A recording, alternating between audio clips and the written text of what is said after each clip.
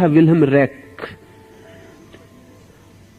इस सदी में जिन लोगों के पास अंतर्दृष्टि रही उनमें से एक आदमी, उसको 2 साल सजा भोगनी पड़ी और आखिर में अमेरिकी सरकार ने उसे पागलखाना, उसको पागल करार दे के कानूनन उसको पागलखाने भेज दिया। उस पर मुकदमा चला एक बहुत अजीब बात पर, जिस पर अब उसके मर जाने के बाद वैज्ञानिक कह रहे हैं कि शायद वो ठीक था। उसने एक अद्भुत बॉक्स, एक पेटी बनाई थी जिसको वो आर्गन बॉक्स कहता था। वो कहता था इसके भीतर कोई व्यक्ति लेट जाए और काम वासना का विचार करता रहे तो उसकी काम वासना की शक्ति इस डब्बे में संग्रहित हो जाती। लेकिन अब इसका कोई वैज्ञानिक प्रमाण क्या हो कि उसमें संग्रहित हो जाती। वो कहता था प्रमाण एक ही है कि आप किसी को भी इसके भीतर लिटा दें जिसको बिल्कुल पता नहीं है, वो 1 मिनट के बाद काम वासना का विचार करना शुरू कर देता। किसी को भी लिटा दें, वो कहता था यही प्रमाण है। इसको तो वो हजारों लोगों का प्रमाण देता था, लेकिन इसको वैज्ञानिक कहते थे हम इसको कोई प्रमाण नहीं मानते। वो आदमी भ्रम में हो सकता है, उस आदमी की आदत हो सकती है। इस डब्बे के भीतर वो कहता था जो विचार आप करेंगे, जहां आपका ध्यान जाएगा वहीं शक्ति संग्रहित हो जाती है। वो अनेक ऐसे लोगों को जिनको मानसिक रूप से ख्याल पैदा हो गया है कि वो क्लीव हैं, इंपोर्टेंट हैं, इन बॉक्सों में लिटा के ठीक कर देता था, क्योंकि वो कहता था इनमें आर्गन एनर्जी इकट्ठी है। ये जो पावलिता है वो आपकी कोई भी शक्ति को आपके ध्यान से इकट्ठा कर लेता है। आपको ख्याल में ना होगा, जब आपकी तरफ लोग ध्यान देते हैं तो आप स्वस्थ अनुभव करते हैं, जब आपकी तरफ लोग ध्यान नहीं देते तो आप अस्वस्थ अनुभव करते हैं।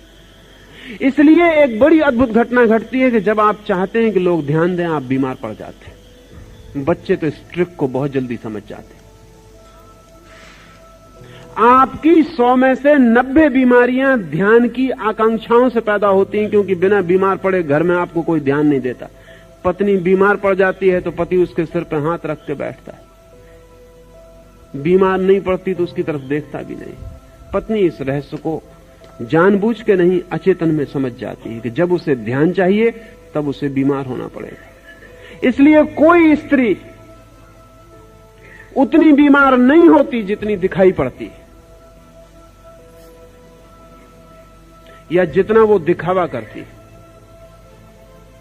या जब उसका पति कमरे में होता तो जितना वो कूलती, कराहती और आवाजें करती, वो आवाजें उतनी नहीं है जितना कि पति कमरे में नहीं होता तब वो करती, तब नहीं भी करती। इस पर थोड़ा ध्यान देने जैसा है। कारण क्या होगा? बच्चे बहुत जल्दी सीख जाते कि जब वो बीमार होते हैं तो सारे घर की अटेंशन उनके ऊपर हो जाती।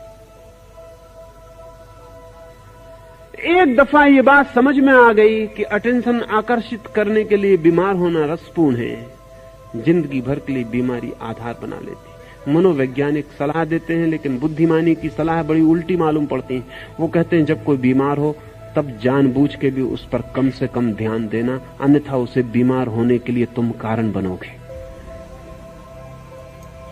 जब कोई बीमार हो तब तो ध्यान देना ही मत, सेवा कर देना लेकिन ध्यान मत देना। बड़े तटस्थ भाव से बीमारी को कोई रस देना खतरनाक है। तो जिंदगी में वो आदमी कम बीमार पड़ेगा, ज्यादा स्वस्थ रहेगा। उसके लिए ध्यान और बीमारी जुड़ेंगी नहीं, लेकिन ध्यान से शक्ति मिलती है। इसलिए तो इतना सारी दुनिया में ध्यान पाने की कोशिश चलती है। एक नेता को क्या रस आता होगा? जूते खाए, गालियां खाए, उपद्रव सहे, रस क्या आता होगा? लेकिन जब वो भीड़ में खड़ा होता है तो सब आंखें उसकी तरफ फिर जाती। पावलिता कहता है कि वो सबकी शक्ति से भोजन पाता है। कोई आश्चर्य नहीं कि नेहरू कुछ दिन और जिंदा रह जाते अगर चीन का हमला ना होता। अचानक भोजन कम हो गया, ध्यान बिखर गया।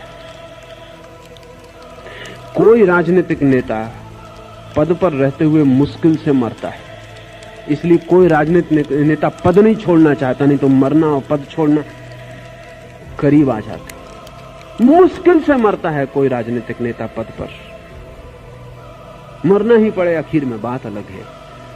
अपनी पूरी कोशिश भी वो ये करता है कि जीते जी पद न छूट जाए, क्योंकि पद छूटते ही उम्र कम हो जाती, लोग रिटायर होकर जल्दी मर जाते।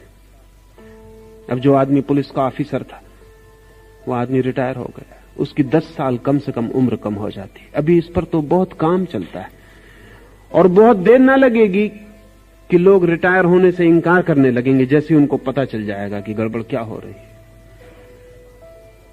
रिटायर जब तक आदमी नहीं होता तब तक स्वस्थ मालूम पड़ता है, रिटायर होते ही बीमार पड़ जाता है। जो ध्यान का भोजन उसे मिल रहा था, दफ्तर में जाता था, लोग खड़े हो जाते थे, सड़क पे निकलता था, लोग नमस्कार करते थे, बच्चे भी डरते थे क्योंकि बाप का कब्जा था पैसे पर, बैंक बैलेंस बाप के नाम था, पत्नी भी भयभीत होती थी। फिर सब रिटायर हो गया, हाथ से सब धीरे धीरे सूत्र छूट गए।